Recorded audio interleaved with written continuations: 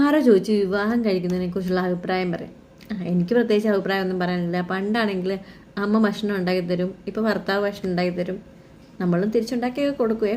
പിന്നെ പണ്ട് രാവിലെ ആകുമ്പോഴത്തേക്ക് അമ്മ ഡ്യൂട്ടിക്ക് പോകും, എഴുന്നേക്കും മോളെ എന്ന് പറഞ്ഞ് വിളിച്ചു നോക്കി വിടും. ഇപ്പോൾ അതുപോലെ തന്നെ ഭർത്താവ് രാവിലെ എണീച്ചിട്ട് സമയം എത്രയായി എന്നൊക്കെ ഡ്യൂട്ടിക്ക് പോകണ്ടേ അങ്ങനെ പറഞ്ഞു വിടും. പിന്നെന്നാ പിന്നെ പ്രത്യേകിച്ചൊന്നുമില്ല. അങ്ങനെ ഇങ്ങനെയൊക്കെ പോകുന്നു.